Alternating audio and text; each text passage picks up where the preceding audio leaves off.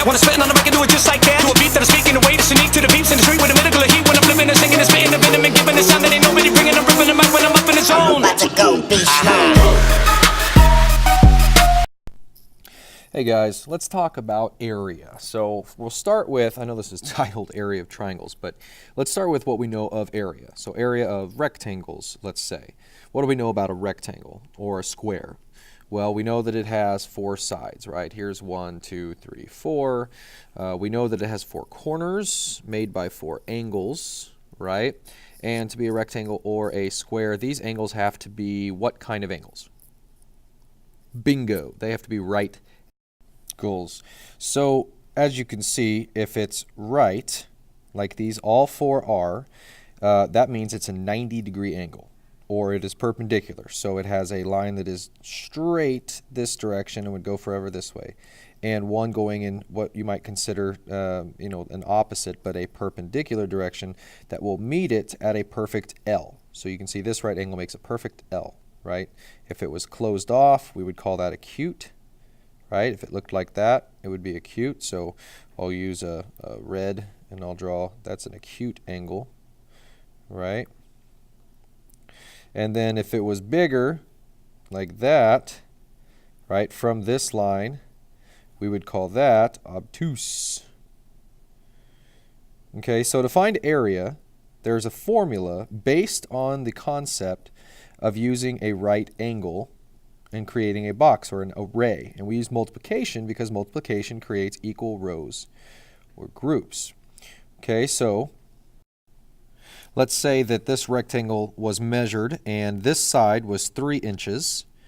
We know what this side would be.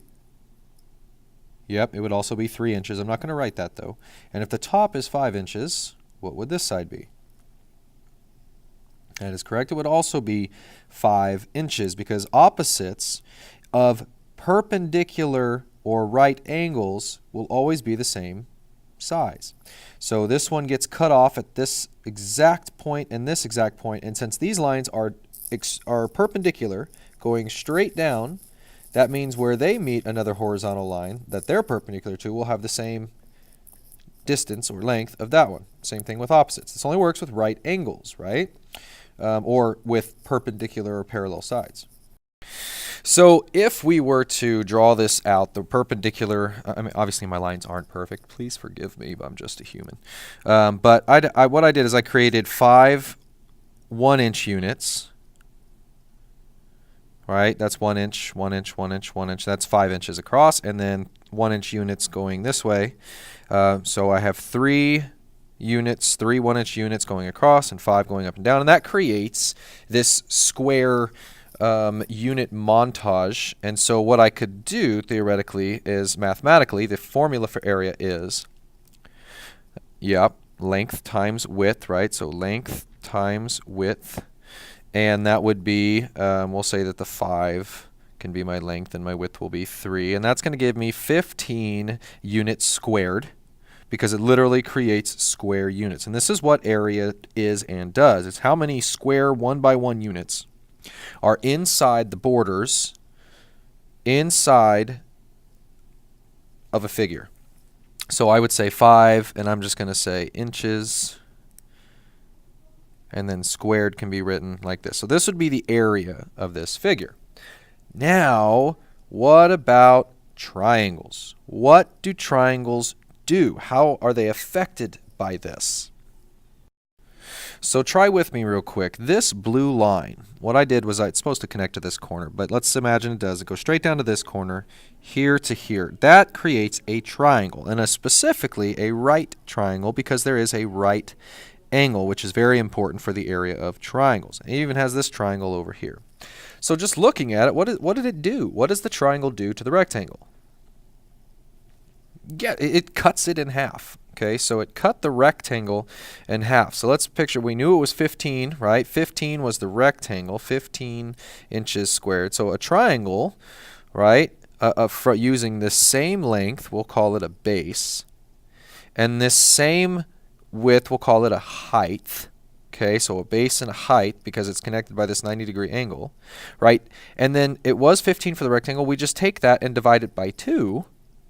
And we should get an area of half of 15, which is 7.5 inches squared, right? And that this one over here would be 7.5 inches squared.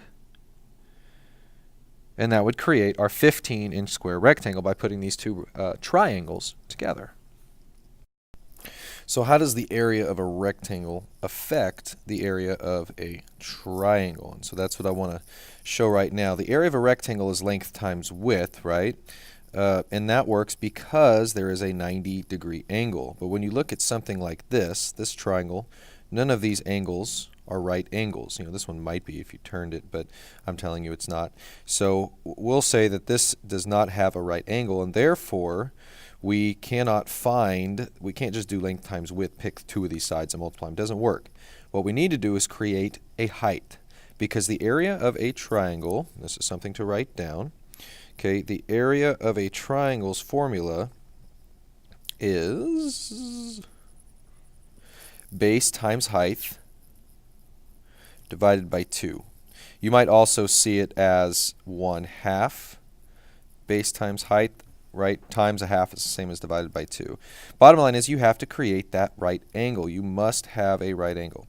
So I can pick this bottom side and go 90 degrees from it, kind of just make a line there, right? That must be a 90-degree angle, which means now I have two sides that meet at a 90-degree angle. And therefore, those are my base and my height. And I'm not going to need the third side. So let's say that this base from here to here, right, that bottom line, we'll say that that's 20, and we'll say inches. And the height, we're going to give it a height of, and again, in the work you're going to see it's going to give you these. There are formulas to figure this out, but for the sake of understanding area of triangle, we're just going to give you the height. We're going to say that the height is 10. We'll just say that's half of that, and that's inches. So let's say this was, 17 inches, and this was 12 inches. Those don't matter, okay? They're not important because they're not a part of the base or the height. What we're trying to do is we're literally trying to recreate a rectangle and then fill in the gap. So by creating that height from the bottom up to that top vertice, what I'm doing is I'm kind of creating this rectangle. If I just did the base times height, that would go, and again it's 20 inches, so this would keep going out to 20 inches. But I'd create a rectangle of 20 times 10, right? So if we did 20 times 10, we're going to get 200. But then we have to divide that by 2 because that's what a triangle does. So if we did the 20 times 10, right, and I can move this. This may be a better example of what, by using this vertice and going up, you see if I did 20 times 10, that would give me the area of this green rectangle, right? But this triangle is half of this green rectangle. And I could find, the area of this triangle. I could maybe divide it again, find the area of a smaller triangle, this right triangle, and this right triangle, add them up. But the bottom line is I am always going to get base times height divided by 2 as long as I have a height measured and the base of the original triangle. So I have my 200, I divide that by 2, and I get 100. So the area of this triangle, I'm just going to use a T here, is 100 inches squared. So the last thing is, what about like parallelograms that don't have any right angles? We've got an acute, obtuse, and acute. It's four-sided, so I'm going to use just two things. I'm not going to have to divide by 2, but I still have to make a rectangle. I still have to make a 90-degree angle. So I might do something like this. Use a dotted line, but you get the idea then. Okay, I made a right angle now. So theoretically, if I did the height of 10, and the original base we'll say was 15, okay, that's what is created here. From here to here is also going to be 15 because the amount that I added on is going to be the same amount that I took off here. So the original base is 15, so by making a right angle and finding a height, I'm still just using that 15. That's all I'm proving with this. So it's going to be 15 times 10. Let me erase this not to confuse you, which of course is 150, and whatever the units are squared. I'm going to give you 3 problems. I want you to pause the video, try to solve them, and then when you're done, unpause the video and I will go over them. So we have a right triangle here, an acute triangle over here, and a parallelogram here, and we want the area. What is the area of each figure? So figure out what information you need and don't need, remembering the formulas, and find the areas with the correct labels. Go ahead, pause the video, give it a try.